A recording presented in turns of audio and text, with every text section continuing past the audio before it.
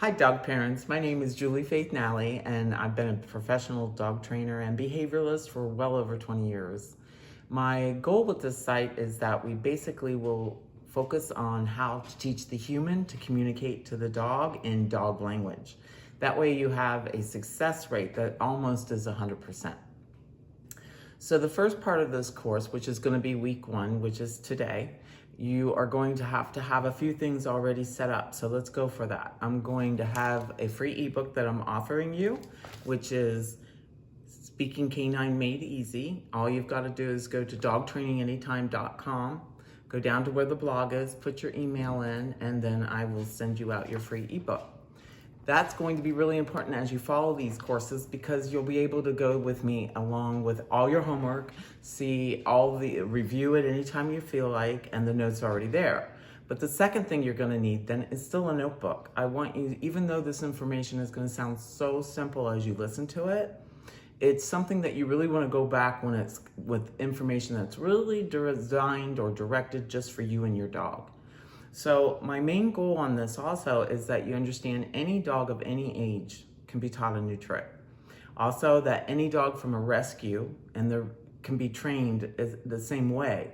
What's really important, and that's what you're going to hear me talk about especially today, is that the foundation, your way of learning how to communicate to your dog and create success, which that really then comes down to learning how they communicate in behavior, body language, how they communicate, understanding the rules and regulations in their pack. And believe me, that's really important in a dog pack. So at home, if you bring them into your dog home pack, human pack, then all of a sudden the rules and regulations are completely different. So let's start out with pages 1 to 15. So if you've already got your ebook in front of you, these are going to be where I'm reviewing. I'm not going to go perfectly in order, but pretty close. So the first part of this is I would like all parents to understand what when they chose their breed, what is the breed all about? I don't want you to go to the AKC description. Although it's excellent, it won't help you on what my goal in this class is. And what I want you to look at is, why was your dog bred to do whatever it was? Originally, most of these dog groups were. We had the working breeds, the sport breeds, that's a hunter. A sport breed would be out like labs doing, bird work. A hunter, such as a mastiff, that's a little different. They're actually hunting game. So there's a whole reason to understand that, because what happens is their personalities are designed with some of that. Meaning, if I have a dog that's supposed to work on the farm, a cattle dog, and go out and get the cows in, they're going to possibly be nipping at the ankles of those cows. So that's going to happen in your world. They may be nipping at the kids' ankles or your ankles to get your attention, get you to do what you need. If I have a working breed, same thing. I own a shepherd, I've had 6. All of them require at least 2 hours of exercise a day because they were bred to work on a farm for almost 10 hours, non-stop as their job, or to go out with a police officer and work with them 8 to 10 hour to 12 hour shifts. And so the reason that's important is, A, you need to know how much exercise does your dog actually need, just from its DNA, just from the way it was created. B, what makes your dog get excited? So if I have a dog that's a working breed, they're going to be more into interaction with me, ball playing, doing things that are really together. Whereas if I have a hunting breed, well, they're bred a little bit more to be a team, but they're bred to go out on their own. So their tolerance, like a lab, they go out into the woods, the bushes, everything. And so their skin, their coat, everything about them is a little different. What excites them is possibly retrieving, going out and getting that actual bird and bringing it back, or a ball and retrieving a ball. So it's already in their DNA. These are things that are going to be really important to help lower any behavioral issues that you may have. So if a dog just like me and you just sit around and do nothing, and we have all these gifts and capabilities, we're going to become a little bit neurotic. It's kind of like a person sitting in a room drinking 10 cups of coffee and you want them to pay attention to you by the end of the day. It's not going to happen, right? So you've got to be able to get their exercise and understand what those exercise needs are. You want to understand what drives them, what makes them happy, You want to understand what work you're going to implement in your own life with them. So, these things can happen inside the home. You can do all kinds of exercises to keep your dog tired and interest, but that part of the foundation is really important. The second part is understanding the body language, because then you can communicate in a way that they understand, not the other way around, which tends to be what we do. We bring the dog into our environment. We want them to understand all these human rules. Well, here we go again. We're going to start out with the breed and the age. So if I get a dog anywhere from 8 weeks up, I've now taken them out of their pack, which most of our dogs have all been taken away from the pack about that age, and sometimes younger. So in a pack setting, they'd actually get together in that pack. There'd be the leaders, the elders, and even the siblings that would teach the youngsters certain acceptable behaviors, non-acceptable behaviors. But the most important thing about that is that those behaviors that are accepted and non-accepted are every single day. The rules don't change. Humans tend to change the rules up all the time. Jumping is okay when I get home. If I've got a bunch of groceries in my arm, jumping is not okay. So you have to come up with the first part of your homework, which is going to be grab that piece of paper, sit down with the family, and come up with a command list. One that everybody's going to use the same word. Now, dogs don't speak words, but we do. So we have to put a word to a behavior. That's how we'll begin training them. So the next part to the word command list is that you have a behavior list, knowing that sit will mean sit. Off will mean off. Sometimes what I'll get with parents is one person saying off, but the other person saying down for the same behavior. And then when it comes to command behaviors, such as heel, sit, down has a whole different expectation. That can be quite confusing. Just imagine being in a room where everybody's speaking different words, different languages. The other part you really want to understand is that a dog in China, a dog in Germany, a dog in Europe, all speak the same language. They could all get together and communicate. And if they grew up in a pack, their socialization skills, all the boundary skills amongst one another, like don't invade my space, don't jump on me, the leaders, the energy that's behind all that is there. Whereas they're coming into our world, and we as humans send a lot of mixed messages. So like body language, that is so important. I'll just give a real quick example. I come home, I don't want my dog to jump, but they jump up. I'm so happy to see them. I grab them, I say, good, hi. I've just rewarded jumping. And then all of a sudden when I don't want it, there's no way for them to understand that one moment it's okay and the next moment it's not. Or you'll start doing this when the dog is just a teeny little dog and now he's going to grow up and be a big Great Dane, and that's just not so fun to be jumped on.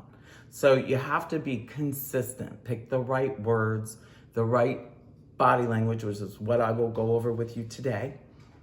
And then make sure everybody in the family is on the same page. That's number one, or that's our foundation. If you don't have that, then any other training will be not so successful. So we're going to go into diet. Now, diet is just as important in the training aspect, because and I know if my stomach's upset or your stomach's upset or any other physical ailment from something we've ate, we're not going to be focused. We're not going to be a happy person. We're pretty frustrated. So all dog food is not created equal. Any dog food that can actually sit on a shelf for years could not be very healthy, right? It wouldn't be healthy for us to eat. It's not going to be healthy for them to eat. So the first thing I want you to do is take a look at your dog food.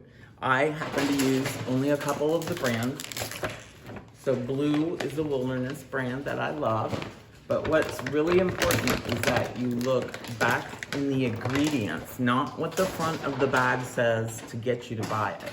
You look actually at your ingredient label. So the second company I really like is Red Barn. They've been around a really long time and they stay really healthy. And again, you want to be able to read your ingredients. Now, most dog food have to have a preservative, but if they have so many preservatives that you can't even read the words, that just needs to go to the garbage can. It has no quality. Same rule applies when you're giving treats. A great example is I had a Chihuahua that came to me for training, and they felt it was an aggressive dog. Now it's a small dog, but still, if it bites your ankle, it's not fun.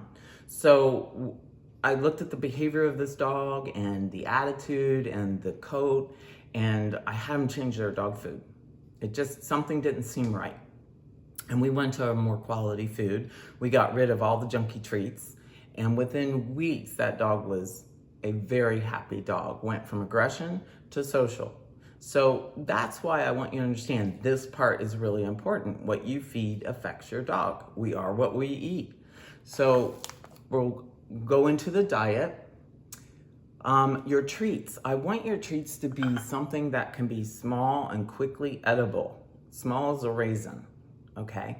And that's because you want your training to be on a good rate, speed rate. You don't have to worry about them crunching a while and taking a long time on this big old treat.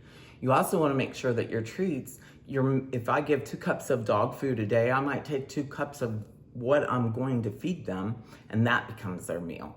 So, and certain behaviors that you really want to make strong, you might take some food like chicken, really healthy chicken boiled, different dog treats, and you have that as part of the reward system at certain times. So that kind of get your food decided on how you're going to do your treats, what kind of treats. Now, all dogs aren't food motivated. Some are toy motivated. And then the other biggest thing is I'll have parents tell me, why would I give them a treat at all? To do something I want them to consistently do. And the point being there is, how did we get our own human beings to do a behavior over and over again? We work for food because we work for money that buys us our food. So we work for treats and we work for rewards. Otherwise, I don't think most of us would do it, right? It's a motivation factor. So praise is a motivation. Treats are a motivation. Toys are a motivation, but you want to have a mixture so that anywhere at any time you can pull one of those out. If you want, you can always make your dog, breakfast is going to be trained throughout the day. Now remember, a dog in a pack has a leader, and this part is right up there with being a good trainer. If you don't have a leader in your family, somebody's got to be it. So either the dog will pick becoming a leader, and not all dogs are leaders, they're born that way, just like humans. But you still have to have somebody who's going to implement the foundation, the rules in the pack. And then everybody has to mirror that. So we're gonna go right into marker words. Now, when we're talking about training, like I said, you have your list, your commands, the words paired to the behaviors, and then we have what we call marker words. They mark the right behavior or the wrong behavior. So a marker word could be such good, yes, but it's timing that's really important. So if I got ready to take a picture and it's a horse jumping over a fence and I want to catch it right in the middle of being over that fence, my timing hitting that clicker on that button is so important, right? Well, so is it when you're trying to train a behavior.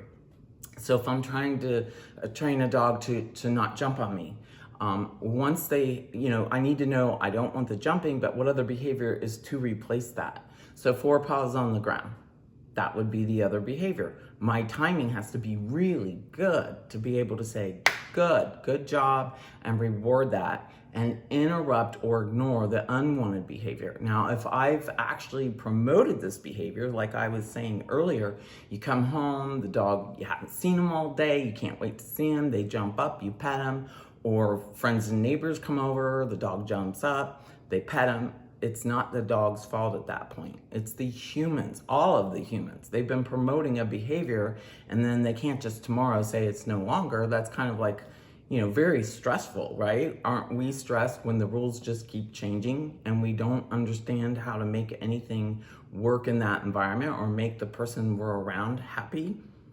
So again, you're going to go back to your list and you're going to pick either good as a marker word, yes as a marker word, but as a family unit, make sure you pick the same marker word. The interruption marker word interrupts the wrong behavior. And again, that could be no, and stop. And that is a word. Remember, what are we doing with our words? We're teaching the word paired to a behavior to get the dog to start to perform that behavior so that a human can say the command and they do it. So remember, that's why it can't be changed up all the time and create a bunch of confusion. So again, we're gonna go back to interruption tools. So an interruption tool can be such a thing as a throw can, and it's taped and it has 3 pennies, and it sounds, and it's gotten a word that was used as shake can before.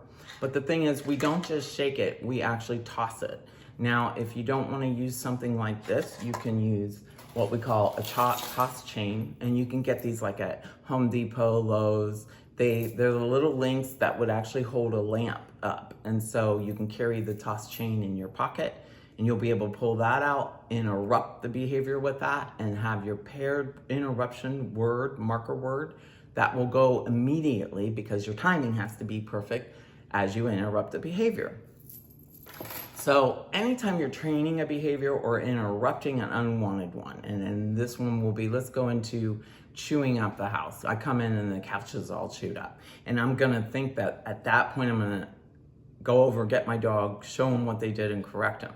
Remember, that's not how dogs learn. They're in the moment just as much as children are in the moment. Up to 7 years old, a child would learn by being consistently shown at that moment. So I've had arguments over this, and I'm sure as you watch this, you may, yeah, well, my dog knows what it did. I walk in the room, the couch is torn up, his head goes down. They're great at body language, they're great at facial expressions, and they're fantastic memories. So if all of a sudden they get corrected because something is torn up, they're gonna remember, oh, you, me in a room and everything torn up. Here's my perfect example. I have had many parents argue this one, but what I do is, once they've already done the wrong act, corrected a dog after the fact, that dog has begun to understand you, me, in the room, all bad. So what I would do is actually take something, tear it up, have the parent walk in, the dog is already there, and the dog reacts as if it tore it up. Well, what's that state? What's that show? It immediately lets you see that they didn't tear the item up. They had nothing to do with it. But the presence of that human being and that item torn up gets them in trouble. They have no idea it's actually any form of what the act is, and the act is chewing. You have to catch them in the moment with an interruption tool, and that's why your controlled environment is so important. So now we're gonna go into setting up a dog's environment. You wanna make sure that you already have a safe place that you're gonna keep the dog right now. So it could be a crate, it could be a play area, it could be a playpen. You wanna have your toy bucket and everything in there ready to go. And the next video, I'll go more into depth. This is strictly going through the things that I want you to already have set up. So I want you to take a look at your toy items. If I have a toy such as this great squeaker, and it's a soft material, and a dog chews this up, a small string could actually get into their system and cause a huge health problem immediately. I've seen it as I worked in the vet clinics. It's not fun.